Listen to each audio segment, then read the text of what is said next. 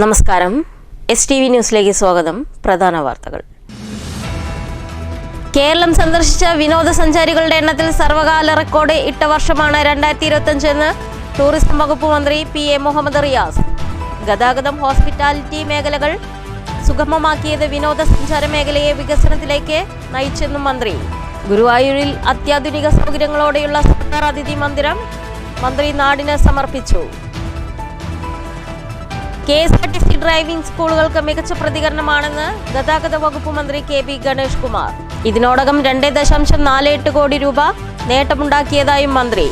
Guruvayur KSRTC ഡിപ്പോയിൽ 4 കോടി രൂപ വിനിയോഗിച്ച് നിർമ്മിക്കുന്ന ബഹുനില കെട്ടിടത്തിന്റെ ശിലാസ്ഥാപനം. പ്രസിദ്ധമായ ചിനക്കത്തൂർ പൂരത്തിന് കൊടിയേറി. കോമരത്തിന്റെ ചോദ്യത്തിന് 3-ാം ഊഴത്തിൽ സമ്മതം അറിയിച്ചതോടെ കൊടിക്കൂറകൾ കുതിച്ചുയർന്നു. ഇനി അയ്യയ്യോ വിളികളുടെ ആർപ്പുകാലം. വെള്ളുവനാടൻ പെരുമ വിളിച്ചോതുന്ന ചിനക്കത്തൂർ പൂരം മാർച്ച് 2-ന്. ഗുരുവായൂർ ക്ഷേത്രത്തിൽ സുരക്ഷാ മേഖലയിൽ ഡ്രോൺ പറത്തി പരസ്യ ചിത്രീകരണം. ശ്രീകോവിലിന് മുകളിലുള്ള ദൃശ്യങ്ങൾ ചിത്രീകരിച്ചു.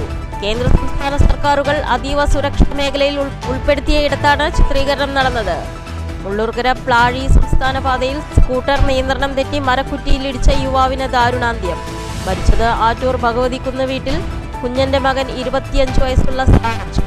പാലക്കാട് കുളപ്പുള്ളി പാതയിൽ അജുപാമടത്തിന് സമീപം ഓട്ടോയിൽ ലോറി ഇടിച്ച അപകടം. ഓട്ടോ ഡ്രൈവർക്ക് പരിക്ക്. വടനംകുഷിയിൽ വീടിനുള്ളിൽ തീപിടിച്ചു. വാർത്തകൾ വിശദമായി. കേരളം സന്ദർശിച്ച വിനോദസഞ്ചാരികളുടെ എണ്ണത്തിൽ സർവകാല റെക്കോർഡിട്ട വർഷമായിരുന്നു 2025 എന്ന് ടൂറിസം വകുപ്പ് മന്ത്രി PA മുഹമ്മദ് റിയാസ്. ഗതാഗതം, ഹോസ്പിറ്റാലിറ്റി മേഖലകൾ സുഗമമാക്കിയത് വിനോദസഞ്ചാര മേഖലയെ വികസനത്തിൽ നല്ല പങ്ക് വഹിച്ചെന്നും മന്ത്രി പറഞ്ഞു. ഗുരുവായൂരിൽ അത്യാധുനിക സൗകര്യങ്ങളോടെയുള്ള സർക്കാർ അതിഥി മന്ദിരം ഉദ്ഘാടനം ചെയ്ത് സംസാരിക്കുകയായിരുന്നു മന്ത്രി.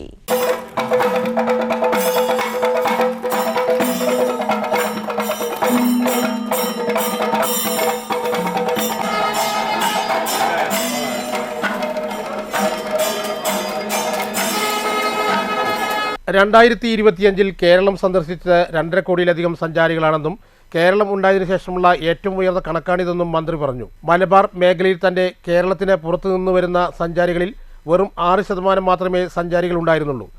ചരിത്ര പ്രാധാന്യമുള്ള ഇടങ്ങളും പ്രസിദ്ധ ടൂറിസ്റ്റ് കേന്ദ്രങ്ങളുമായുള്ള പ്രകൃതി രമണീയമായ മലബാർ മേഖലയിൽ പോലും കാര്യമായ സന്ദർശകരില്ലായിരുന്നു. അതേക്കുറിച്ച് പഠിച്ചപ്പോഴാണ് എത്തിച്ചേരുന്നതിനുള്ള ബുദ്ധിമുട്ടുകളും താമസ സൗകര്യമടക്കമുള്ള പ്രയാസങ്ങളുമാണ് തടസ്സമെന്ന് മനസ്സിലായതെന്ന് മന്ത്രി പറഞ്ഞു. ഇത് പരിഹരിക്കുന്നതിനായി വലിയ രീതിയിലുള്ള പ്രവർത്തനങ്ങൾ ടൂറിസം മേഖലയിൽ നടന്നു. കാട് പിടിച്ചു കിടന്നിരുന്ന പല റെസ്റ്റ് ഹൗസുകളും നവീകരിക്കുകയും പുതുതായി ഗസ്റ്റ് ഹൗസുകൾ നിർമ്മിക്കുകയും ചെയ്തു. കേരളത്തിൽ ഇന്ന് ടൂറിസം വകുപ്പിന് കീഴിൽ 24 ഗസ്റ്റ് ഹൗസുകളും 4 യാത്രീ നിവാസുകളും 2 എക്കോ ലോഡ്ജുകളുമുണ്ട്. 6 ഗസ്റ്റ് ഹൗസുകളുടെ പ്രവൃത്തി കൂടി പുരോഗമിക്കുന്നു. 8 ഗസ്റ്റ് ഹൗസുകൾ നവീകരിച്ചു കഴിഞ്ഞതായും മന്ത്രി പറഞ്ഞു. ഈ 4 കൊല്ലത്തിനിടെ ഗസ്റ്റ് ഹൗസുകൾ വഴി ഓൺലൈൻ ബുക്കിങ്ങിലൂടെ മാത്രം ഖജനാവിന് അധികമായി ലഭിച്ച വരുമാനം 30 കോടി രൂപയാണ്. ഇതിൽ താമസത്തിന് എത്തുന്നതിൽ വലിയ ശതമാനവും സഞ്ചാരികളാണെന്നും മികച്ച റോഡുകൾ ഒരുക്കിയതോടെ വിനോദസഞ്ചാര മേഖലയിലും മുന്നേറ്റം ഉണ്ടാക്കാൻ കഴിഞ്ഞെന്നും മന്ത്രി അവകാശപ്പെട്ടു. കേരളത്തിൽ ഇന്ന് ടൂറിസം വകുപ്പിന്റെ കീഴിൽ 24 ഗസ്റ്റ് ഹൗസുകളും 4 യാത്രീ നിവാസുകളും 2 എക്കോ ലോഡ്ജുകളുമാണുള്ളത്. 505 മുറികളാണ് ഗസ്റ്റ് ഹൗസുകളിലുള്ളത്. ഇതിൽ 2021 മെയ് 20 ഈ ഗവൺമെന്റ് അധികാരത്തിൽ വന്നതിന് ശേഷം 212 മുറികൾ കൂടി ഈ ഗവൺമെന്റിന്റെ കാലത്ത് അധികമായി ഗസ്റ്റ് ഹൗസുകളുടെ ഭാഗമായി മാറ്റുന്ന പ്രവർത്തനം നടന്നുവെന്ന സന്തോഷ വിവരം നിങ്ങളെ പ്രത്യേകം അറിയിക്കാൻ ആഗ്രഹിക്കുന്നു. 6 ഗസ്റ്റ് ഹൗസുകളുടെ പ്രവൃത്തി കൂടി പുരോഗമിക്കുകയാണ്. 8 ഗസ്റ്റ് ഹൗസുകൾ നവീകരിച്ചു. പീരുമേടും ഇടുക്കിയും ഇക്കോ ലോഡ്ജുകൾ സാധ്യമാക്കിയതുപോലെ ഇതിൽ പലതും മലബാർ പ്രദേശങ്ങളിലുമുണ്ട്. പൊതുമരാമത്ത് വകുപ്പിന്റെ റെസ്റ്റ് ഹൗസുകൾ 153 റെസ്റ്റ് ഹൗസുകളുണ്ട്. എന്നാൽ ഇവിടെ എങ്ങനെയാണ് റൂം എടുക്കുക? ചെറിയ ചെലവിൽ റൂം കിട്ടും. എങ്ങനെയാണ് എടുക്കുക എന്നുള്ളത് പൊതുവെ ജനങ്ങൾക്ക് അറിയാത്ത പ്രശ്നമുണ്ട്. ചില റെസ്റ്റ് ഹൗസുകൾ കണ്ടാൽ ഇത് പൊതുമരാമത്ത് വകുപ്പിൻ്റെതാണോ വനം വകുപ്പിൻ്റെതാണോ എന്ന് സംശയം തോന്നുന്നില്ലായി. കാട് പിടിച്ച് കിടക്കുന്ന സ്ഥലങ്ങൾ, സാധാരണ മനുഷ്യർക്ക് അത് റൂം ലഭ്യമാകാൻ സാധിക്കാത്ത സ്ഥിതി. ഇനി എങ്ങനെയാണ് റൂം ലഭിക്കുക എന്ന് മനസ്സിലായാലും അതിന് ഒരുപാട് സാങ്കേതിക പ്രശ്നങ്ങളുണ്ട്. ഇപ്പോൾ ഈ ഗുരുവായൂരുള്ള ഒരാൾക്ക് കൊല്ലത്ത് ഒരു കല്യാണത്തിന് അടുത്ത ആഴ്ച പോകണമെങ്കിൽ കൊല്ലത്ത് റെസ്റ്റ് ഹൗസ് ഉണ്ട്, ചുരുങ്ങിയ ചെലവിൽ റൂം കിട്ടും. എങ്ങനെ ബുക്ക് ചെയ്യണമെന്ന് മനസ്സിലാക്കിയാൽ ഇവിടുത്തെ കെട്ടിട വിഭാഗം എക്സിക്യൂട്ടീവ് എഞ്ചിനീയർക്ക് തൃശ്ശൂരിലെ കെട്ടിട വിഭാഗം എക്സിക്യൂട്ടീവ് എഞ്ചിനീയർക്ക് ഒരു അപേക്ഷ കൊടുക്കണം. അത് തിരുവനന്തപുരം ഹെഡ് ഓഫീസിൽ പോയി അവിടുന്ന് കൊല്ലത്തേക്ക് അതിനെക്കുറിച്ചൊരു കത്ത് പോകും. പിന്നെ കൊല്ലത്ത് നിന്ന് അതിനൊരു മറുപടി തിരുവനന്തപുരത്തേക്ക് പോകും. പിന്നെ തിരുവനന്തപുരത്ത് നിന്ന് തിരിച്ച് അത് തൃശ്ശൂരേക്ക് വരും. അപ്പോഴേക്കും അടുത്ത ആഴ്ച കല്യാണം കഴിഞ്ഞ് ഒരു ഹണിമൂൺ കഴിഞ്ഞ് തിരിച്ചു വന്നിട്ടുണ്ടാവും. പുതിയ കാലത്ത് റൂമുകൾ ഓൺലൈനിലൂടെ ബുക്ക് ചെയ്യാനാകും. ഇതെന്തുകൊണ്ട് സർക്കാർ സംവിധാനങ്ങളിൽ നടപ്പിലാക്കിക്കൂടാ എന്നുള്ള ചർച്ച ചെയ്തു. 2021 ജൂലൈ മാസം ഇത്തരത്തിലൊരു തീരുമാനം കൈക്കൊള്ളുകയും 2021 നവംബർ 1 കേരളപ്പിറവി ദിനത്തിന് കേരളത്തിലെ പൊതുമരാമത്ത് വകുപ്പിന്റെ റെസ്റ്റ് ഹൗസുകളിൽ ഓൺലൈൻ ബുക്കിംഗ് ആരംഭിക്കുകയും ചെയ്തു. ചടങ്ങിൽ NK അക്ബർ MLA അധ്യക്ഷത വഹിച്ചു. ഗുരുവായൂർ കിഴക്കേ നടയിൽ മഞ്ജുളാലിന് സമീപം സ്ഥിതി ചെയ്യുന്ന ഗസ്റ്റ് ഹൗസിൽ 8 നിലകളിലായി 60 ലക്ഷം ചതുരശ്ര അടിയിലുള്ള കെട്ടിടത്തിൽ 55 മുറികൾ സജ്ജീകരിച്ചിരിക്കുന്നു. അതിൽ ഒരു പ്രസിഡൻഷ്യൽ സൂട്ടും 4 സൂട്ട് മുറികളും 50 സ്റ്റാൻഡേർഡ് മുറികളും ഉൾപ്പെടുത്തിയിട്ടുണ്ട്. അതോടൊപ്പം home and bag scanner, security cabin തുടങ്ങിയ സൗകര്യങ്ങളും kitchen and dining, souvenir shop, travel desk തുടങ്ങിയവയും ഉൾപ്പെടുത്തിയിരിക്കുന്നു. ചടങ്ങിൽ ഗുരുവായൂർ ദേവസ്വം ചെയർമാൻ VK വിജയൻ, മുൻ MLA KV അബ്ദുൽ ഖാദർ എന്നിവർ വിശിഷ്ടാതിഥികളായി പങ്കെടുത്തു. News bureau, Thrissur. KSRTC driving സ്കൂളുകൾക്ക് മികച്ച പ്രതികരണമാണെന്ന് ഗതാഗത മന്ത്രി KB ഗണേഷ് കുമാർ. ഇതിനോടകം 2.48 കോടി രൂപ നേടിയതായും ഗണേഷ് കുമാർ പറഞ്ഞു. ഗുരുവായൂർ KSRTC ഡിപ്പോയിൽ 4 കോടി രൂപ വിനിയോഗിച്ച് നിർമ്മിക്കുന്ന ബഹുനില കെട്ടിടത്തിന്റെ ശിലാസ്ഥാപനം നിർവഹിച്ച് സംസാരിക്കുകയായിരുന്നു മന്ത്രി. ഇതുവരെ 7587 ആളുകൾ KSRTC ഡ്രൈവിംഗ് സ്കൂളിൽ ചേർന്നു. ഇതിൽ 3282 പേർ പഠിച്ച് ലൈസൻസ് നേടി. ടെസ്റ്റ് എഴുതിയവരിൽ 89% ആളുകൾ പാസ്സായെന്നും മന്ത്രി പറഞ്ഞു. ഇന്ത്യയിൽ ആദ്യമായാണ് public transport corporation driving school ആരംഭിക്കുന്നത്. നല്ലൊരു ഡ്രൈവിംഗ് സംസ്കാരം ഉണ്ടാക്കിയെടുക്കുക എന്നതും മിതമായ നിരക്കിൽ ഡ്രൈവിംഗ് പഠിപ്പിക്കുന്നതിന് പുറമെ SC/ST വിഭാഗത്തിൽപ്പെട്ടവർക്കും ട്രാൻസ്ജെൻഡർ വിഭാഗത്തിൽപ്പെട്ടവർക്കും 20% ഇളവും KSRTC ജീവനക്കാർക്ക് 5% ഫീസ് ഇളവും ലഭിക്കുമെന്നും മന്ത്രി പറഞ്ഞു. നമ്മുടെ ഡ്രൈവിംഗ് സ്കൂളിൽ ഡ്രൈവിംഗ് പഠിപ്പിച്ചിട്ട് ടെസ്റ്റ് എഴുതിയതിൽ 89% ആളുകൾ ജയിച്ചിട്ടുണ്ട്. വിജയ ശതമാനം 89ആണ്. കാരണം 100 പേര് എഴുതുമ്പോൾ 89 പേര് ജയിച്ചിരിക്കുന്നുള്ളതാണ്. അതിൽ 3282 പേര് KSRTC ഡ്രൈവിംഗ് സ്കൂളിൽ തന്നെ ഇതുവരെ ലൈസൻസ് നേടിക്കഴിഞ്ഞു. 24ാമത്താണ് ഈ ഉദ്ഘാടനം ചെയ്യുന്നത്. 31 ഡ്രൈവിംഗ് സ്കൂളുകളാണ് നമ്മൾ വിഭാവനം ചെയ്യുന്നത്. അതിൻ്റെ ലാഭം എന്ന് പറയുന്ന ഇതുവരെ കഴിഞ്ഞ ദിവസം ഒരു കണക്ക് നോക്കുന്നവരെ 2,48,00,000 രൂപയാണ് ഇതിൻ്റെ നെറ്റ് പ്രോഫിറ്റ്. എല്ലാ ചെലവും പോയിട്ട് സാധാരണ ഡ്രൈവിംഗ് സ്കൂൾ പോലെയല്ല. KSRTCയിലെ ജീവനക്കാരാണ് പലപ്പോഴും ഡ്രൈവിംഗ് പഠിപ്പിക്കുന്നത്. അവരുടെ ശമ്പളം ഉയർന്ന ശമ്പളമാണ്. അല്ലാതെ രാവിലെ വന്നാൽ 100 രൂപ കൊടുത്ത് അങ്ങനെ ആ പരിപാടിയല്ല. ഇത് സാധാരണ ഡ്രൈവിംഗ് സ്കൂളിലെ പോലെയല്ല. നല്ല ഡ്രൈവിംഗ് വണ്ടി ഓടിച്ച് പരിചയസമ്പത്തുള്ള ഡ്രൈവർമാർ, അവരെ ചില ആരോഗ്യ പ്രശ്നങ്ങളൊക്കെ ഉള്ളതുകൊണ്ട് ബസ്സിൽ പോകാൻ പറ്റാത്തതുകൊണ്ട് അവരെ ഡ്രൈവിംഗ് സ്കൂളിലേക്ക് വെച്ചിരിക്കുന്നുള്ളേ ഉള്ളൂ. പക്ഷേ അവർ മികച്ച ഡ്രൈവിംഗാണ് ഇവരെ പഠിപ്പിക്കുന്നത്. അപ്പോൾ അവരുടെ ശമ്പളവും കൂടിയതാണ്. അതെല്ലാം കൊടുത്തിട്ടും ഏതാണ്ട് 2,48,00,000 രൂപയോളം ലാഭമുണ്ടാക്കാൻ ഈ ഡ്രൈവിംഗ് സ്കൂളിന് കഴിഞ്ഞു. ഇന്ത്യയിൽ സ്വന്തമായി ഡ്രൈവിംഗ് സ്കൂളുള്ള ഒരേ ഒരു ട്രാൻസ്പോർട്ട് കോർപ്പറേഷൻ നമ്മളാണ്. ഇതിൻ്റെ ഒരു ഗുണം എന്താണെന്ന് വെച്ചാൽ നല്ല വണ്ടി ഓടിക്കാൻ അറിയാവുന്ന ഒരു റോഡിൽ നിറച്ച് വന്നു കഴിഞ്ഞാൽ മരണം കുറയും. ഈ റോഡ് അപകടങ്ങൾ കുറയ്ക്കുക എന്നുള്ള ലക്ഷ്യമാണ്. റോഡ് അപകടങ്ങൾ കുറയ്ക്കണമെങ്കിൽ നല്ല ലൈസൻസ് വേണം, ക്വാളിറ്റിയുള്ള ലൈസൻസ് വേണം. എത്ര ക്വാണ്ടിറ്റി കൊടുത്തു എന്നല്ല. ഒരു പരീക്ഷ എഴുതാൻ വരുന്നതിൽ ഞാൻ മന്ത്രിയായി വരുന്നവരെ ഡ്രൈവിംഗ് ടെസ്റ്റിന് ഹാജരാകുന്നതിൽ 99.9% ആളുകളും ജയിക്കുമായിരുന്നു. മറ്റവൻ അത്രയ്ക്ക് കുഴപ്പം കാണിച്ചിട്ട് എച്ചിനകത്തുനിന്നൊക്കെ പുറത്ത് പോയി തൂണൊക്കെ ഇടിച്ച് മറിച്ചവനായിരിക്കും ചിലപ്പോൾ ഔട്ടാകുന്നത്. അല്ലാതെ ഒരേ ഉദ്യോഗസ്ഥൻ, എൻ്റെ കണക്കനുസരിച്ച് ഞാൻ കണ്ട ഒരു കണക്കാണ്, 120 ഒരു ഉദ്യോഗസ്ഥൻ ഒരു ദിവസം 124 പേരെ ഡ്രൈവിംഗ് ടെസ്റ്റ് നടത്തുകയും 12 പേർക്ക് ഹെവി ലൈസൻസ് കൊടുക്കുകയും ഈ 124 പേരെ ടെസ്റ്റ് ചെയ്തതിൽ അവൻ തോറ്റത് 2 ആൾക്കാരാണ്. ഒന്നാലോചിക്കണം, ഒരു ദിവസമാണ്, ഒരാളാണ്.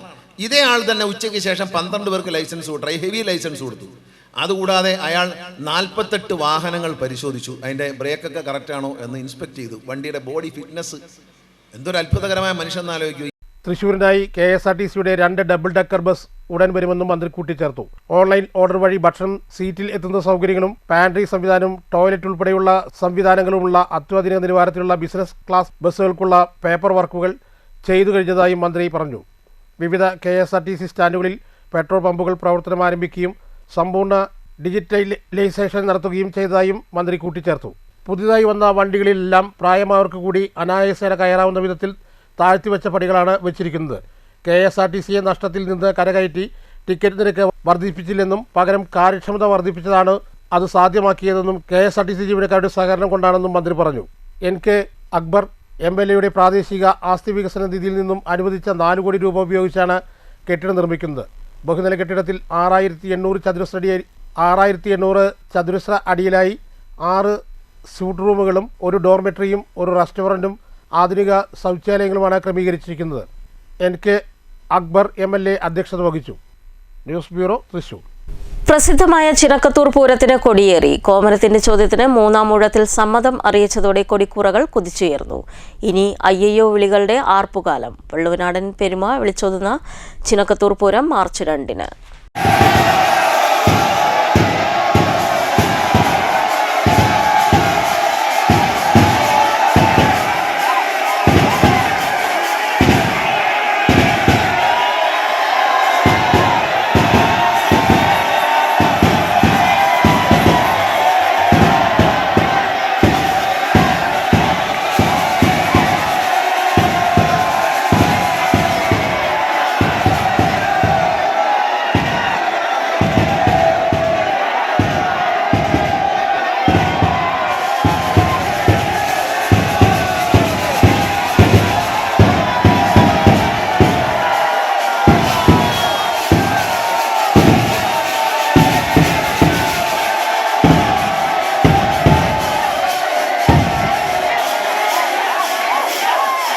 വള്ളുവനാടൻ പെരുമ വിളിച്ചോതുന്ന ചിനക്കത്തൂർ പൂരത്തിന് വ്യാഴാഴ്ച കൊടിയേറി.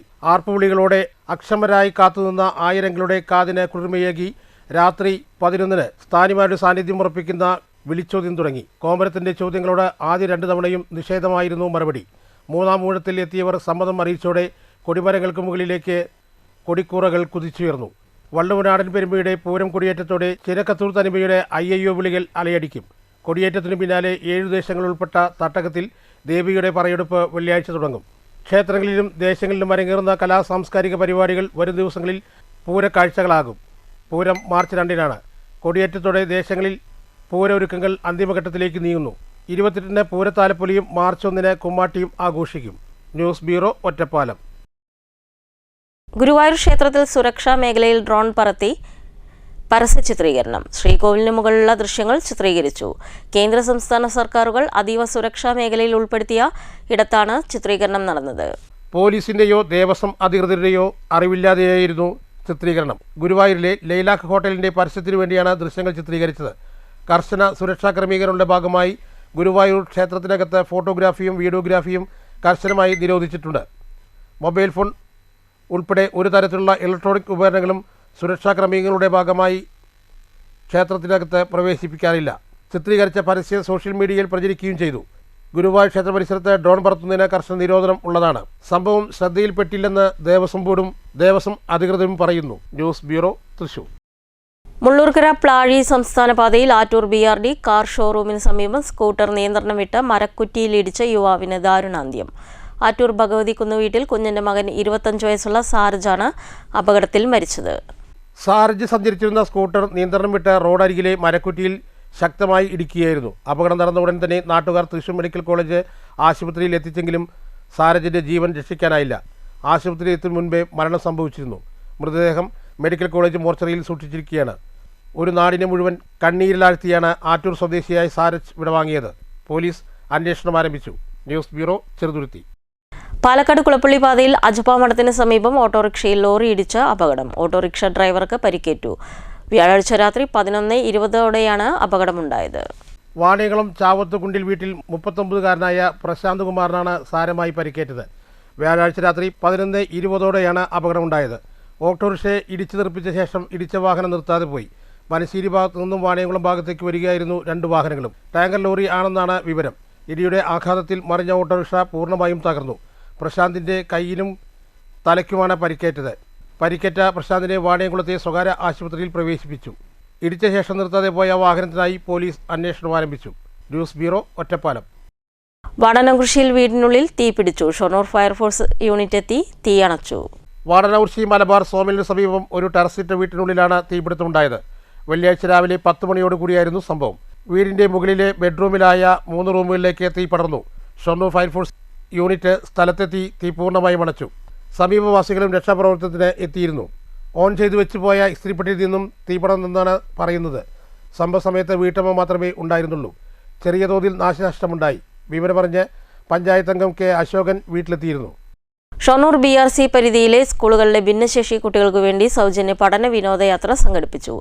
BPC ബിന്ദു ടീച്ചറുടെയും BRC സ്പെഷ്യൽ എഡ്യൂക്കേറ്റേഴ്സിന്റെയും നേതൃത്വത്തിലാണ് യാത്ര സംഘടിപ്പിച്ചത്. BRC പരിധിയിലെ 5 പഞ്ചായത്തിലെ ജനപ്രതിനിധികളും BRC ജീവനക്കാരും റിട്ടയർഡ് ടീച്ചേഴ്സും ചില സ്കൂളിലെ ടീച്ചേഴ്സും സ്പോൺസർമാരായ ഈ യാത്രയിൽ 25 കുട്ടികളും അവരുടെ രക്ഷിതാക്കളും സ്പെഷ്യൽ എഡ്യൂക്കേറ്റർമാരായ ജിഷ, ശ്രീജ, മായ, സുഹറ, സുജിത, സിജി, അനുജ, വരലക്ഷ്മി, സുചിത്ര, വൈശാഖ് എന്നിവരും പങ്കെടുത്തു. Kochi metro station, Kerala museum, water metro എന്നിവയാണ് സന്ദർശിച്ചത്. News centre, Shoranur. പറളി ഓടന്നൂർ മുണ്ടക്കാവ് ഭഗവതി ക്ഷേത്രത്തിലെ കതിർവേല ഉത്സവത്തിന് ഭക്തിസാന്ദ്രമായ അന്തരീക്ഷത്തിൽ കൊടിയേറ്റം നടന്നു. കൊടിയേറ്റ ചടങ്ങുകൾക്ക് ക്ഷേത്രം തന്ത്രി പനാവൂർ പരമേശ്വരൻ നമ്പൂതിരി മുഖ്യ കാർമ്മികത്വം വഹിച്ചു.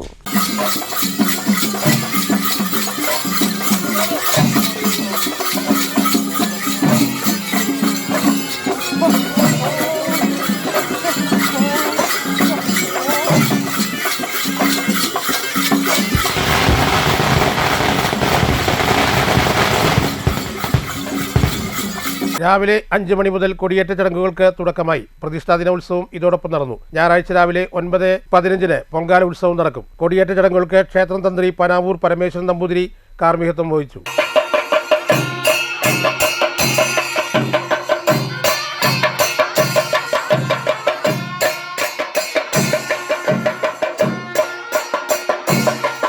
News centre, Kottayi. വടനകുറിശി ശ്രീ ചൊറൂട്ടുകാവ് ഭഗവതി ക്ഷേത്രത്തിൽ ഞായറാഴ്ച നടക്കുന്ന താലപ്പൊലി മഹോത്സവത്തോടനുബന്ധിച്ച് വിവിധ കലാപരിപാടികൾ നടന്നുവരുന്നു. കഴിഞ്ഞ ദിവസം പൊയിലൂർ ദേശ കമ്മിറ്റിയുടെ നേതൃത്വത്തിൽ വൈവിധ്യമാർന്ന കലാപരിപാടികൾ അരങ്ങേറി.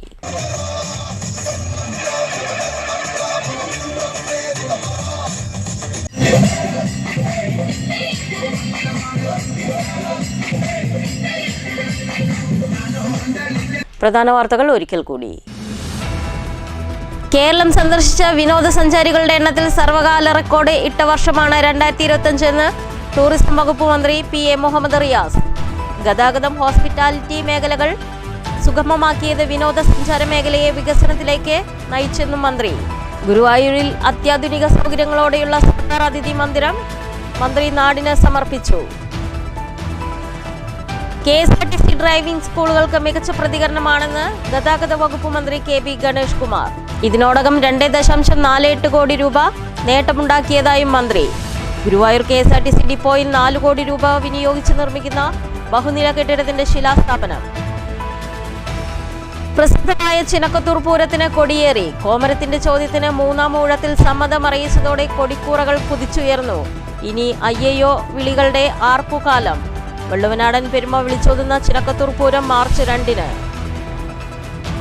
ഗുരുവായൂർ ക്ഷേത്രത്തിൽ സുരക്ഷാ മേഖലയിൽ ഡ്രോൺ പറത്തി പരസ്യ ചിത്രീകരണം. ശ്രീകോവിലിന് മുകളിലുള്ള ദൃശ്യങ്ങൾ ചിത്രീകരിച്ചു. കേന്ദ്ര സംസ്ഥാന സർക്കാരുകൾ അതീവ സുരക്ഷാ മേഖലയിൽ ഉൾപ്പെടുത്തിയയിടത്താണ് ചിത്രീകരണം നടന്നത്. മുള്ളൂർക്കര പ്ലാഴി സംസ്ഥാന പാതയിൽ സ്കൂട്ടർ നിയന്ത്രണം തെറ്റി മരക്കുറ്റിയിലിടിച്ച യുവാവിന് ദാരുണാന്ത്യം. മരിച്ചത് ആറ്റൂർ ഭഗവതിക്കുന്ന് വീട്ടിൽ കുഞ്ഞന്റെ മകൻ 25 വയസ്സുള്ള സാജ്. പാലക്കാട് കുളപ്പുള്ളി പാതയിൽ അജുപാമടത്തിന് സമീപം ഓട്ടോയിൽ ലോറി ഇടിച്ച അപകടം. ഓട്ടോ ഡ്രൈവർക്ക് പരിക്ക്. വടനംകുറിശ്ശിയിൽ വീടിനുള്ളിൽ തീപിടിച്ചു. ഈ വാർത്താ ബുള്ളറ്റിൻ അവസാനിക്കുന്നു. നമസ്കാരം.